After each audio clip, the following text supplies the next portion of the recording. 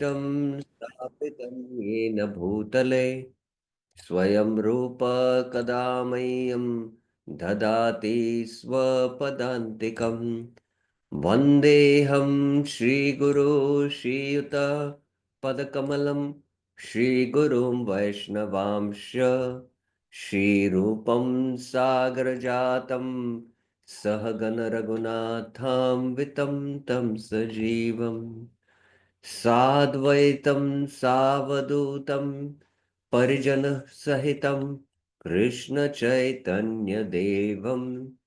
श्रीराधाकृष्णपादान् सहगण रघुनाथान्वितं तं सजीवम् साद्वैतं सावधूतं परिजनसहितं कृष्णचैतन्यदेवं श्रीराधाकृष्णपादान् सहगणललिता श्रीविशाखान्वितांश्च नम ॐ विष्णुपादाय कृष्णपृष्ठाय भूतले श्रीमते भक्तिवेदान्त स्वामिन्निति नामिने नमस्ते सारस्वते देवे गौरवाणी प्रचारिणे निर्विशेष शून्यवादी पाश्चात्य देश तारिणी हे कृष्णा करुणा सिंधु दीनबंधो जगतपते गोपेश गोपिका कांत राधा कांत नमस्तुते तप्त कांचन गौरांगी राधे वृंदावनेश्वरी वृषभानुसुते देवी प्रणमामि हरिप्रिये वाञ्छाकल्पतरुभ्यस्य कृपा सिन्धुभ्य एव च पतितानां पावनेभ्यो वैष्णवेभ्यो नमो नमः जय श्री कृष्ण चैतन्य प्रभु नित्यानंद श्री अद्वैत गदाधर श्रीवासादि गौर भक्त वृंदा हरे Krishna Krishna Krishna Hare Hare Hare Ram Ram Ram Hare Hare Hare Krishna. So, welcome to the Bhaktyaloka discussion. The 6 essays on the 6 faults, beginning with Atyahara, and the 6 good qualities, beginning with Utsaha Nishchay. So, up till now, we have discussed Atyahara, Prayasa, Prajalpa, Niyamagra, and Janasanga. We spent 2 classes in Janasanga. Similarly, we'll be spending 2 classes also on Lauylam. Lauylam is very interesting and very philosophical and technical. I cannot say it is as technical, very logical presentation of the philosophy. So, oh,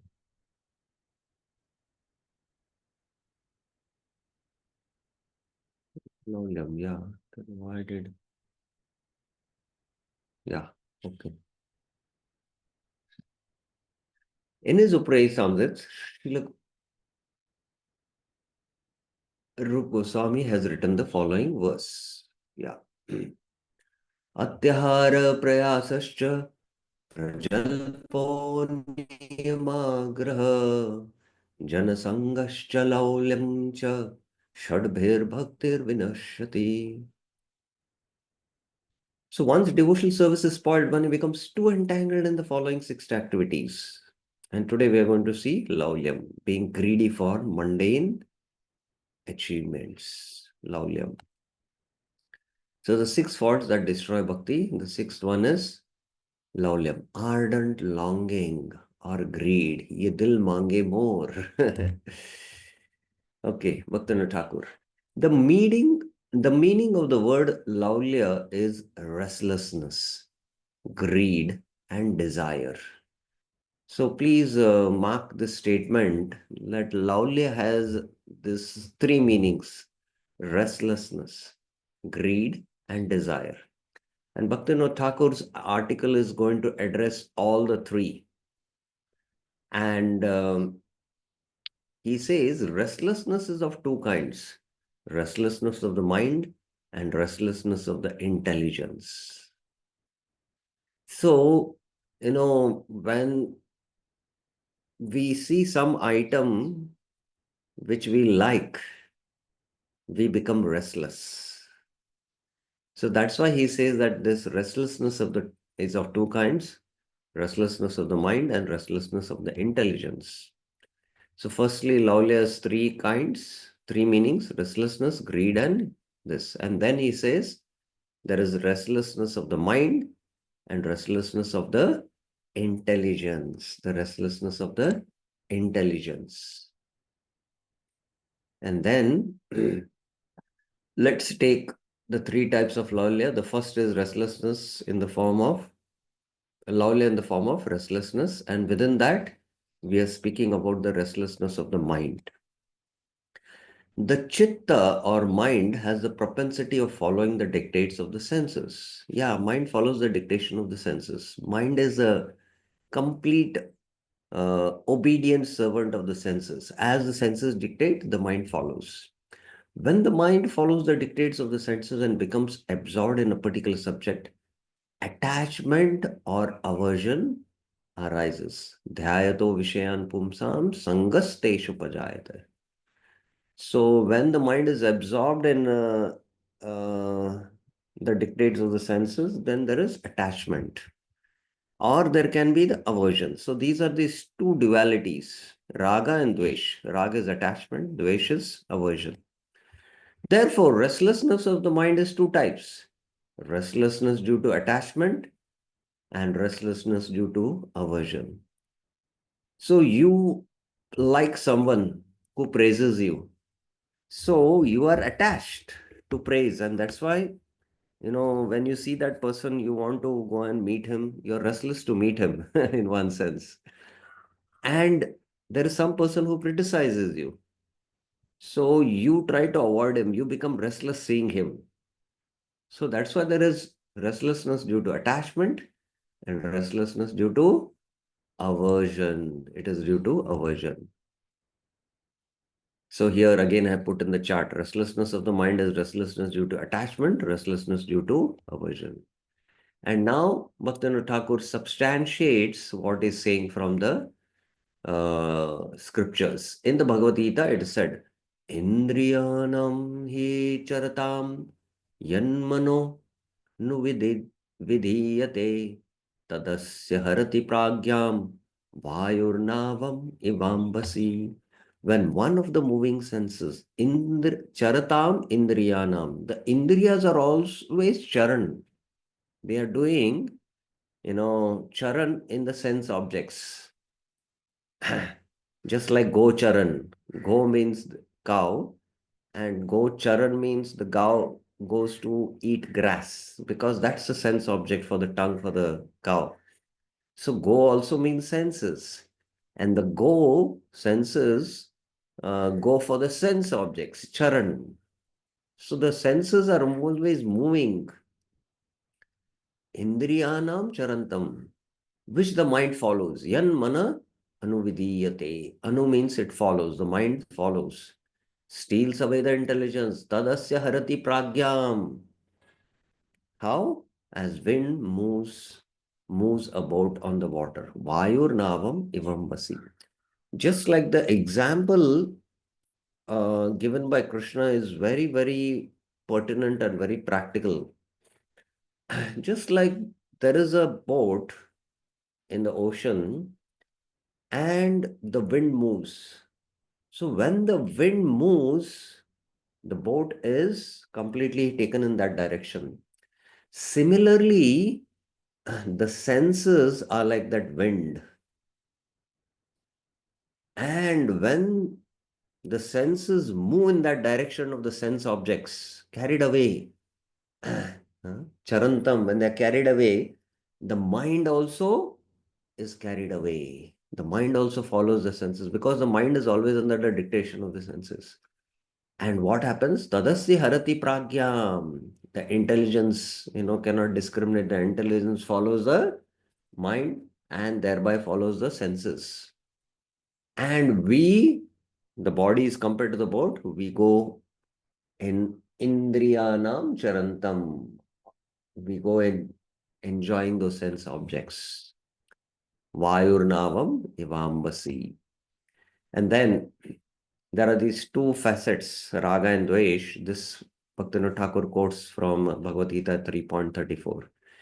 Indriyasya indriyarthe raga dvesho vyavastitho tayorna vashamagaccha tohiyasya paripantino. Attachment and repulsion are firmly fixed. Raga dvesho vyavastito. So this is Dvivachan, Raga and Dvesha. So Raga Dvesho Vyavastito. In each of the sense objects, Indriyasya Indriyarte. So Indriyasya means in the senses. Indriyasya Arte means Indriya Artha. Indriya Artha means the sense objects. The Indriya have the Artha in the form of sense objects. One should not come under the control of attachment and repulsion. Tayor na vashamagachet. They are two obstacles. Tohi asya paripantino. So the senses which they like, there is attachment, and which they don't like, there is aversion. Today there is gulab jamun in the feast. You like gulab jamun, so there is attachment. And tomorrow there is only rice and karela. You don't like karela, there is aversion.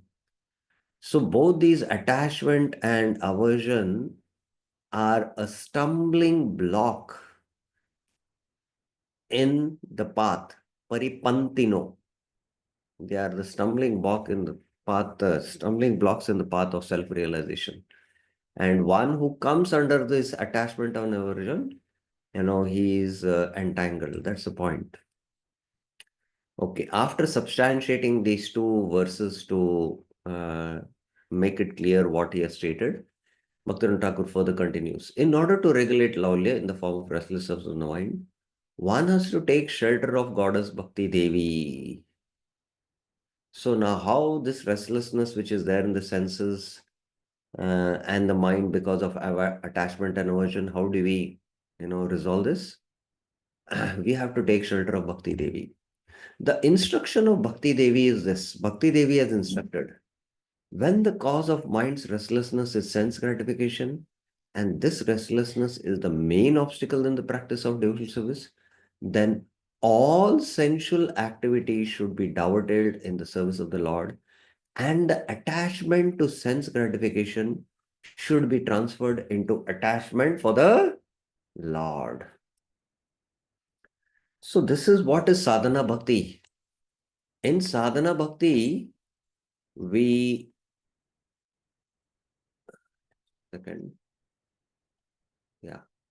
in sadhana bhakti, we kriti sadhyat bhave sadhya sa sadhana vidha.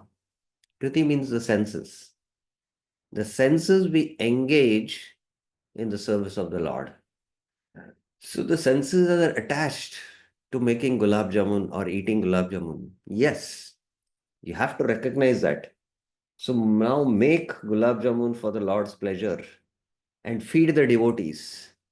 And then after feeding all the devotees, don't keep for yourself. If at all it remains, then have it.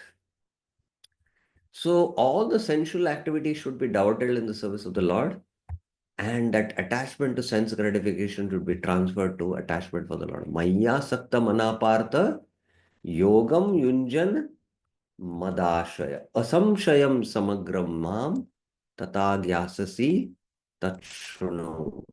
Maya sakta manapartha. The mind should become attached to Krishna. And yogam, I am going to tell you this yoga by which you can get linked and take shelter of me. And then asamshayam samagram mam. All the, doubts will be destroyed. Yatha gyasasi. Try to understand it, try to know it from me. Here. So the hearing process is glorified here. So similarly, you have to become attached to the Lord. You have to develop attachment for the Lord. Then the mind becomes fixed in devotional service by taking shelter of that attachment.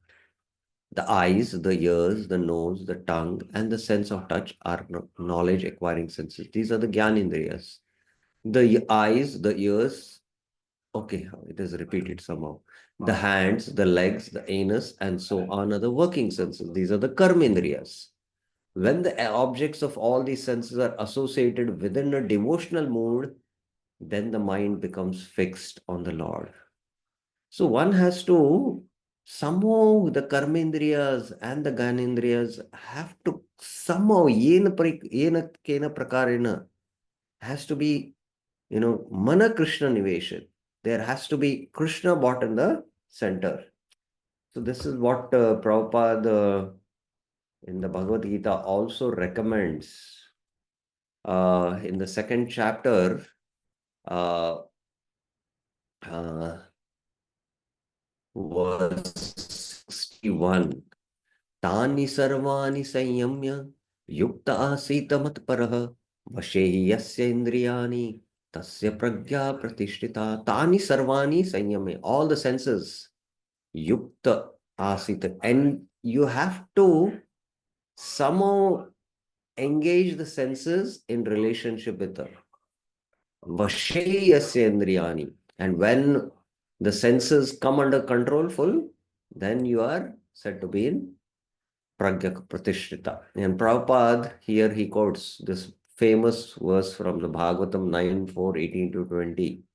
Savai mana Krishna padara bindayo vacham sivaikuntha gunanu varnane karo harer mandira majanadishu sutim chakarachut satkatodaya मुकुन्दलिङ्गालय दर्शने दृशो तद्भृत्य गात्र स्पर्श अङ्गसङ्गमम् घ्राणं च तत्पाद सरोज सौरभे श्रीमत्तुलस्या रसनं तदर्पिते पादो हरे क्षेत्र पादानुसर्पणे शिरो ऋषिकेश पदा अभिवन्दने कामं च दासेन तु काम्य कामया यदुत्तम श्लोक जनाश्रय रति.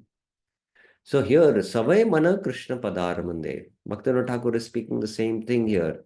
That somehow you have to fix the mind by fixing the senses. It's easy to fix the senses in relation to Krishna. Just like, the power of the speech. Vachamsi Vaikunta Gunana Varani. Engage it in serving by glorifying the Lord. Hands by Karo Harer Mandir Marjanadishu, by cleaning the temple. Shrutim Chakar Achut Kat Sat Katodaya. By hearing Krishna Katha, you engage the knowledge acquiring sense of the ear. Mukunda Lingalaya Darshano Drusho. The eyes want to see beautiful things, so have darshan of Mukunda. Tad Britya Ghatra Sparsha Anga Sangamam. And the sense of touch can be purified by touching the body of the Vaishnavas, touching Tulsi, touching, the bed which is being offered to the Lord, the sense of touch. Granam cha tat pad saroj sorve. And the tulsi or the flowers which are offered, smell them. And that's how the sense of smell you can connect to Krishna. Srimat tulasya rasanam tadarpate. And taste the tulsi which is offered to the Lord, arpite. And the karmindriya pada, hare kshetra padanu sarpane. So you have, you like to go for morning walk. Yeah, go to the temple and do the parikrama, 15 rounds, 20 rounds. Shiro Rishikesha Pada Abhivandani. The head should bow down to the lotus feet. Kamyam Chadase Natu Kama Kamaya. So we are servant of calm. And na tu kama kamaya. Na tu kama kamaya means when kama comes, we should not try to fulfill the calm. On the other hand, the best way, we have unlimited desires in the chitta, but the best way is to become free from all those desires is that just try to execute one desire of the spiritual master and become fixed. Vyavasayatmika buddhi ekehi kurunandana. You know, so that by that process you'll become free from all these kamas and develop rati. Yad uttama shloka janashaya rati. Become attached to the devotees. The mind, to become attached to the Lord means to become attached to the pure devotees. So that's how here it is being discussed. Taste, form, smell, touch, and sound. These are the object of the senses. One has to arouse a mood of devotion in all these objects and enjoy them. Then devotional service is cultivated. Yes, actually enjoy not in the spirit of a enjoyer, but in the spirit of a servant, in the spirit of enjoyed, you know, in the spirit of a servant, not in the spirit of a enjoyer, in the spirit of as honoring the Mahaprasad, whatever. Among the object of the senses, aversion should be applied on any that are unfavorable for devotional service, and attachment should be applied on any that is favorable to devotional service. So there is raga and dvesh, which we discuss, restlessness of the mind due to attachment, restlessness of the mind due to aversion. So that how we should overcome, we should become attached to that which is favorable for devotional service, and we should become averse to that which is unfavorable for devotional service. Now, this is the solution Bhaktivinoda Thakur has given. Now, up till now, any questions you have, please raise your hands. Any questions, any clarifications up till now?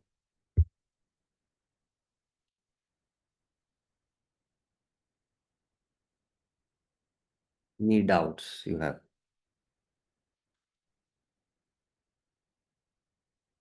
Okay, so I hope it's clear then. Now Bhaktivinoda Thakur comes to a very important, he puts a question.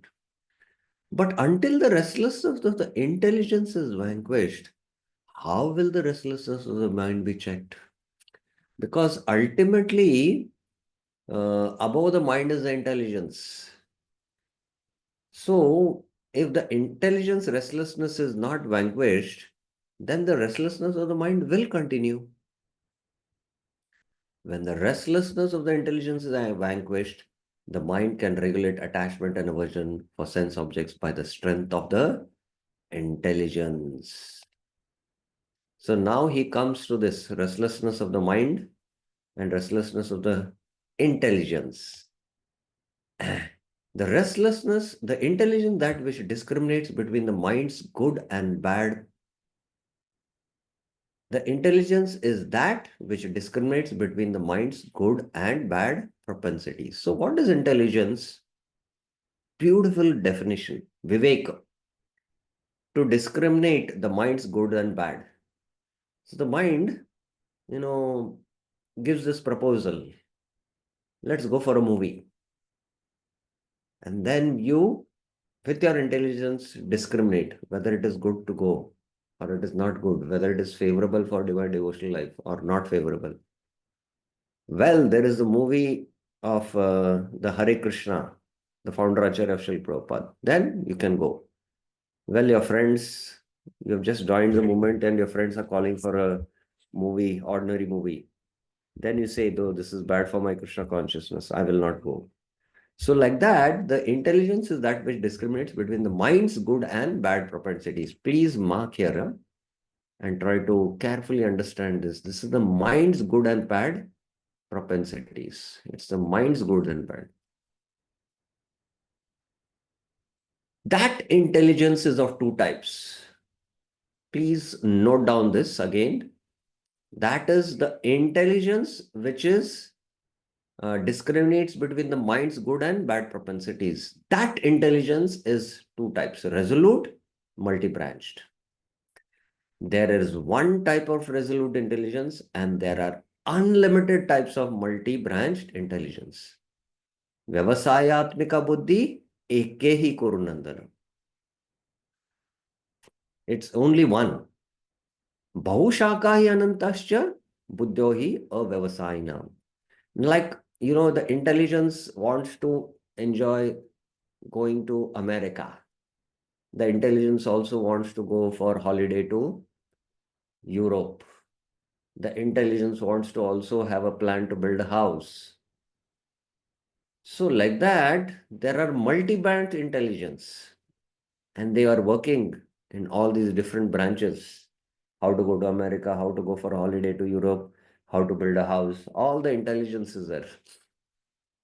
So that's why there is multi-branched.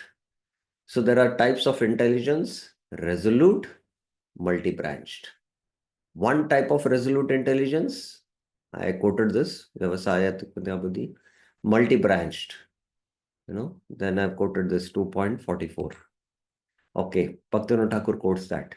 As stated in the Bhagavad Gita, Vyavasayatmika buddhir ekeha kurunandana bahushakahi anantasya buddhayo vyavasahinam. Resolute intelligence, Vyavasayatmika buddhi, is only one in this process. Eka iha, ekeha. O son of the Kurus, Kurunandana, the intelligence of those who are irresolute, avyavasahinam buddhaya, has many branches of action. Buddho shaka hi, Bahu shaka hi, sorry, and unlimited desires. Anantacha. So how many branches are there? As many desires. As many desires, that much branches. Okay. Disturbance such as lust, desire to attain heavenly planets, increasing activities that produce enjoyment and opulence, and rejection of spiritual world all arise from multi-branch intelligence of irresolute persons. So I mentioned some examples of desire to attain heavenly planets, like going to America or Europe, you know, you know, having a house, enjoying in the house, having a lot of opulence. So these are all multi-branch. Therefore, the Bhagavad Gita, it is stated, Bhogaishwarya prasaktanam taya prita chetasam vyavasayatmika buddhi samadho na vidiyate. For those people who are attached to enjoyment and power, Bhoga Aishwarya prasaktanam. Saktana means attached. Prasaktana means prakrishta rupena saktanam, deeply, deeply attached. So that is a prefix used there. Whose consciousness has been deluded by that talk, taya aprita chetasam. You hear about Europe, you hear about sense gratification and all this. So you become attached to it. Does not take place. Resolute intelligence, vyavasaya atmika buddhi, does not take place in their mind. Samadho.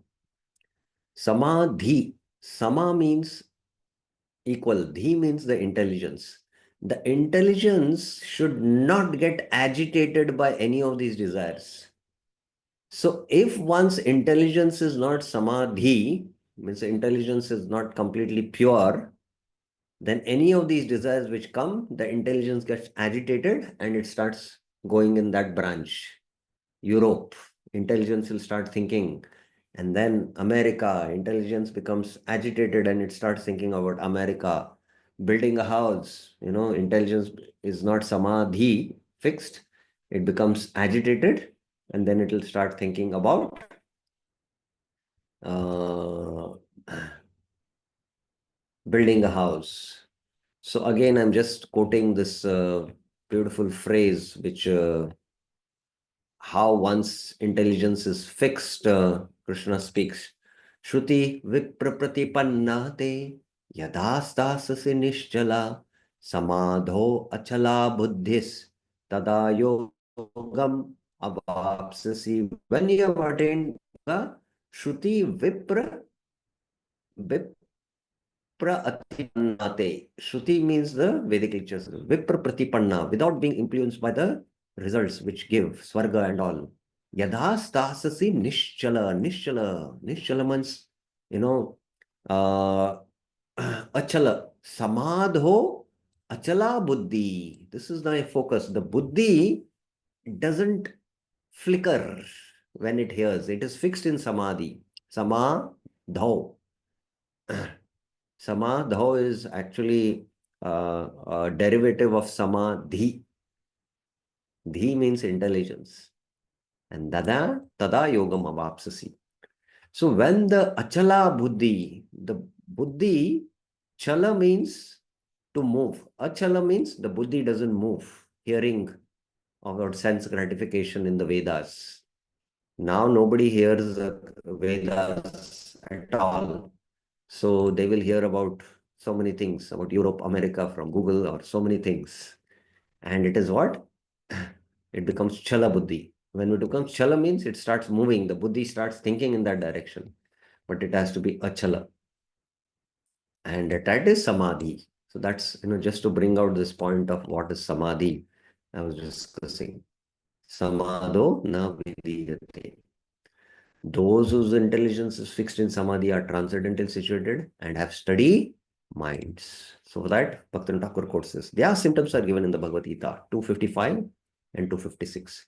Prajahati yada kaman sarvan partha manogatan atmanyevatmana tushtah sita pragyas taduchyate. When he completely gives up, yada prajahati. Jahati means to give up. Prajahati means completely gives up. What? All desires which arise from the mind alone. Sarvan manogatan kaman. The desires are all coming from the subtle body, the mind. Unlimited impressions. One kind of desires are which are already there within our subtle body. And these are the internal, the desires which come from within. And the desires which come from without. When we see the sense objects, the desires flow from outside to inside. And there are desires which come from inside to outside. They flow from inside to outside. So both ways it can happen. So one gives up all the desires which arise from the mind alone and is satisfied with the soul alone by that mind. Now here, very important, please hear very carefully. Atman eva atmana tushta. So here also there is the desire of the soul. And what is the desire of the soul? The mind which is purified also has desires in the form of self-satisfaction. Atman eva atmana tushta. Now this desire is spiritual desire, whereas all these other desires are manogatan, material desires. He is called Sitapragya. So this proves that, the mind, the soul cannot be desireless. The soul has desires and they are pure spiritual desires in the form of pure devotional service. But this is also speaking about a self-realized soul who takes pleasure only in the self. So that is also in one sense spiritual. And then to quote this point, who one are fixed in samadhi, have steady minds, he quotes another verse. Dukkeshva anuvigna manaha sukeshu vigata spruha vitaraga bhaya krodha stitadhir muni uchyate. Sage whose mind is not grieved by the appearance of suffering. Dukkeshu anuvigna mana, who has given up all desires during opportunities for happiness. Sukeshu vigata spruha, who is devoid of attachment, fear, and anger. Vitaraga bhaya krodha is called a Sthita Pragya. Sthita Dhir Munir Uchate. So Dukkeshu Anuvigna Mana means when the dukkha comes, the mind vigna. But here it is dukkha anudvigna. Dukkha follows. With the following of the dukkha, the mind becomes also dukkha. So one, oh, this misery has come, it is Lord's mercy. He's not troubled.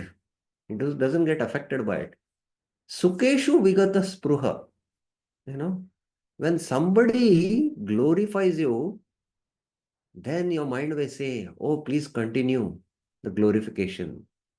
Spruha. Spruha means the desire. Please continue that glorification. You know. So when Sukha comes, let this Sukha continue. He doesn't have that desire. Oh, this Sukha also has come by the Lord's mercy. He is not carried away by both these things because he is devoid of what? Attachment, fear, and anger. Vitaraga Vayaprada. He is called as a Sita Pragya. Sita Dhi. Here the word Dhi has come.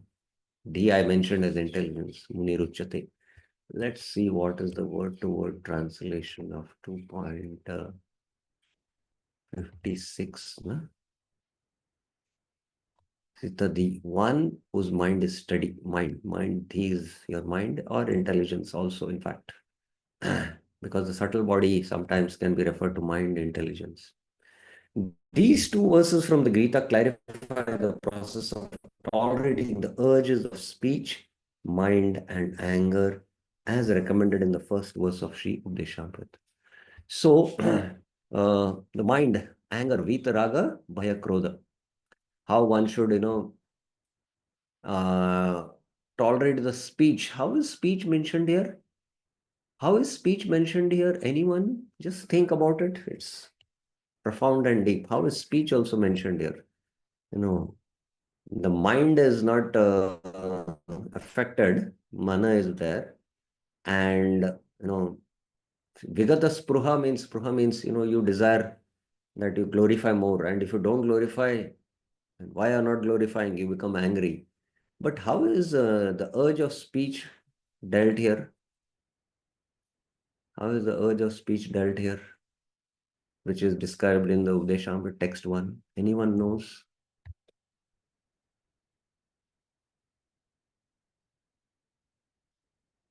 How is the urge of the speech dealt here? The urge of the speech is dealt here because when dukkha comes, you start speaking.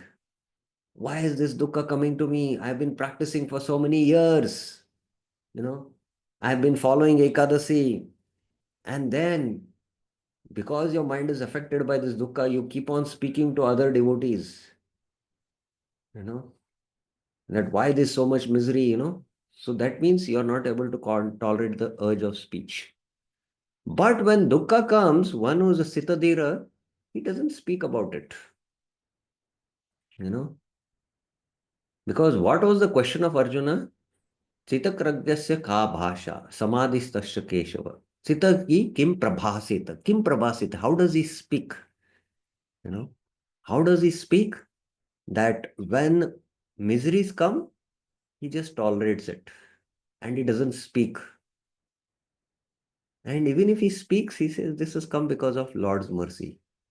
He just tolerates it and doesn't keep on propaganding that, or some devotee gives him trouble.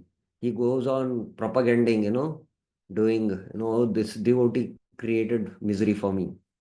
No, he just understands that it is prarabdha and he just tolerates it. And then, Sukeshu Vigata Spruha. When happiness comes, somebody starts glorifying you, he will tolerate his urge to speak and he'll not tell, please continue glorification, please continue it, please continue it. He'll not say that. So that's how he tolerates the urge to speak. So I hope you understood it. Okay, now again, everything I have summarized here in the chart. Just a minute. Yeah, I have summarized here in the chart. Intelligence is that which discriminates between the mind's good and bad. Propensities are two types: resolute, multi-branched. One type of resolute intelligence, 2.41. Symptoms are given in 2.56 and 57. Multi-branched, disturbance such as desire, lust to attain heavenly planets, increasing activities that produce enjoyment, opulence, and rejection of the spiritual world. The reference is 2.44. Now, Now, it should be known that there are two types of intelligence: mundane intelligence, spiritual intelligence. Mundane intelligence, what is the definition? The propensity to discriminate between the good and the bad under the dictation of the mind is called mundane intelligence. So, this good and bad, which it discriminates, you know, is mundane intelligence. This is what the definition, the intelligence that will discriminate between the mind's good and bad propensities. So this is speaking about the material intelligence, you can say, material intelligence. Now, spiritual intelligence, the intelligence to discriminate between the good and bad under the dictation of the soul is called spiritual intelligence. Now, please try to understand this very, very carefully. the the mundane intelligence, because above the mind is the intelligence, and this intelligence discriminates between the mind's good and bad. It evaluates, and this is the mundane intelligence or the material intelligence. But there is the spiritual intelligence of the soul, and this spiritual intelligence of the soul, it evaluates based on what is anukulasa sankalpa, pratikulasa varjanam. It is guided by the soul. And this intelligence is spiritual intelligence. Whereas the material intelligence is what one has acquired because of karma. And he can discriminate what is good and bad based on, again, his nature, likes and dislikes. It is under the dictation of the mind, whereas this is under the dictation of the soul. So please mark this and try to understand this. So now I'll put it in the chart, then it will become clear.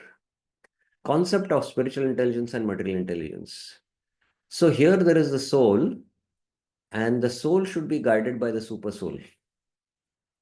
But in the material world, there is the material intelligence, the mind, the senses and sense objects.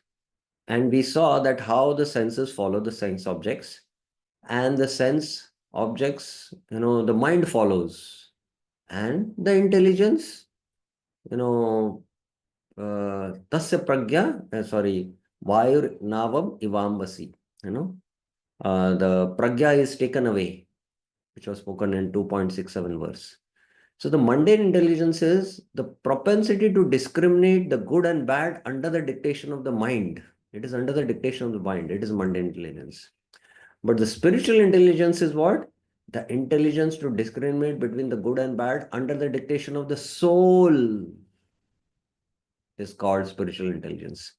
Now, the soul's dictation, when we, because the soul, if you are self-realized, then the spiritual, senses of the soul are there. The spiritual intelligence, the spiritual mind, the spiritual senses. But when you're not self-realized, you follow the dictations of Guru, Sadhu, and Shastra. Then you're working under spiritual intelligence. Now, because we are not at this stage, or those who are self-realized and who are in that elevated consciousness, they are following the spiritual consciousness of the soul and the spiritual intelligence of the soul, and they are carried away always towards Krishna, not by the sense objects. So, in our state, we are having always a tug of war. The senses are attracted to sense objects, the mind follows that, and the intelligence is trying to, it's under the control of the mind, it's under the dictation of the mind. And we are trying to discriminate using a vivek, but there's a battle going on. But then you say, no, my spiritual master has told not to, do this.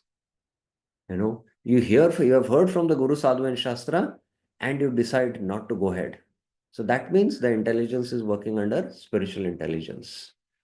So the more we hear from Guru, Sadhu, and Shastra, the more the intelligence becomes purified. And with that purified intelligence, we can control the mind, thereby control the senses, and thereby regulate the interaction of the senses and the sense objects.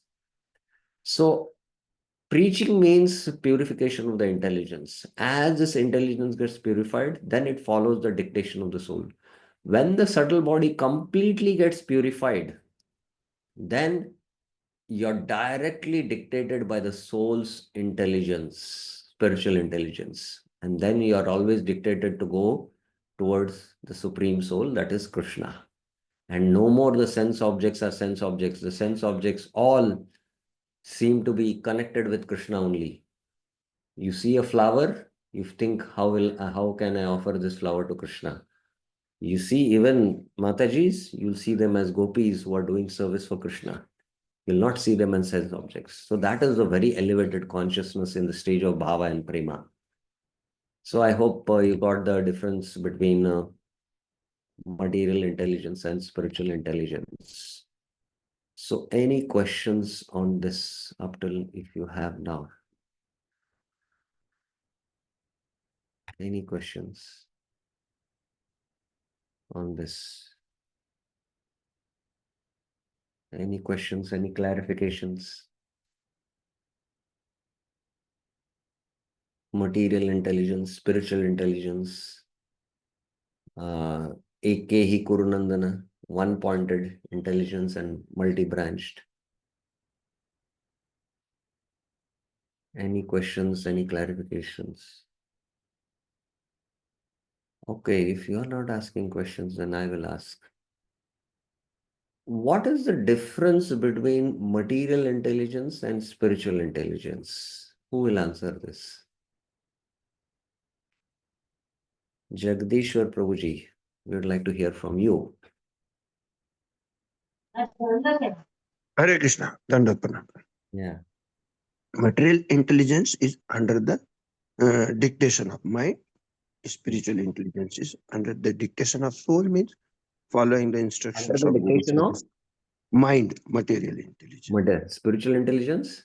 Under the dictation of soul, Under which the is given dictation. by the instruction of Guru Sadhu Sat. We can come under the instruction Yeah. of this. Yeah. So until one is self-realized, one cannot directly follow the dictation of the soul. So we have to follow the dictation of Guru Sadhu and Shastra. And always this battle is there, that the material intelligence is follow the dictates of the senses. But no, Guru Sadhu and Shastra, we have heard it is saying, no, don't do this. And there's always this tug of war going on in the sadhaka. But when by sadhana, we purify the intelligence, purify the mind and regulate the senses, and when the intelligence subtle body gets completely purified, then we are always under the dictation of the soul, under the dictation of the soul. Till then, the battle is there. And that is up till the stage of Nishta. When one becomes a Sthita Pragya, that is the stage of Nishta by the practice of bhakti. So till then, one should be very, very careful, very, very careful. He has to be very careful. So that's the point which I wanted to make. Okay.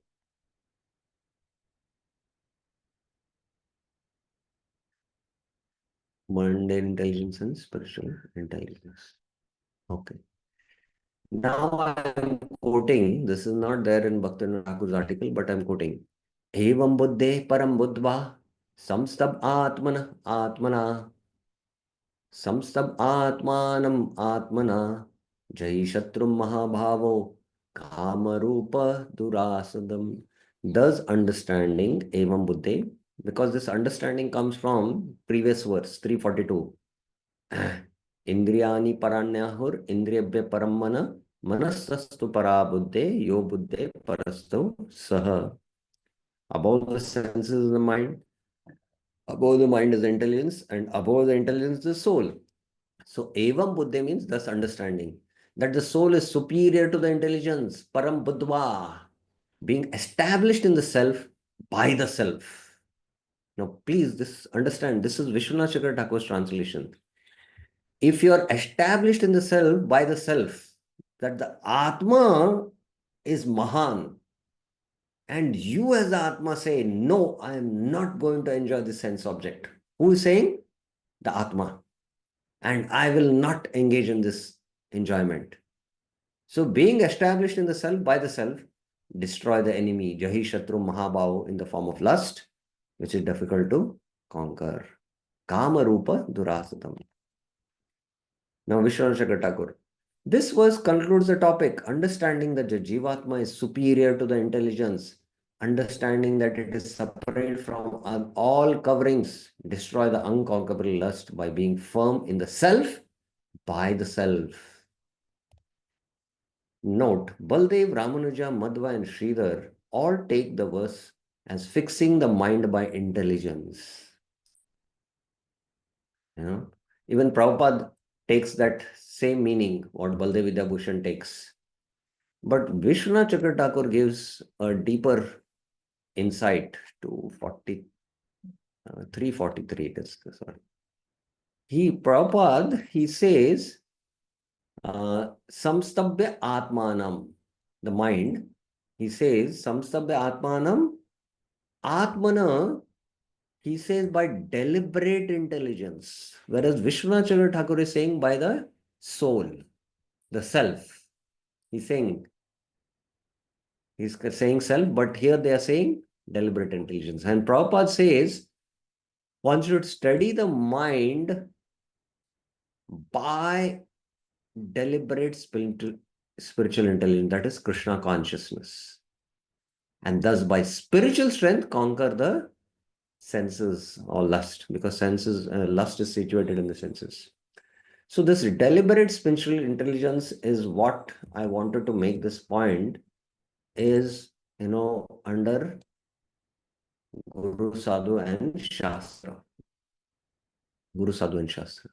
But when we become self-realized, then the spiritual intelligence, the mind is, discriminate good and bad under the dictation of the soul.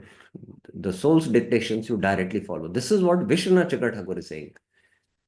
Samstabhya Atmanam. Atmana means control the self by the self. It's not a Mayavadi interpretation. Being established in the self by the self, because the self is the highest, Mahan. I am the soul. I have nothing to do with the senses. So why I should enjoy the sense objects? These are material.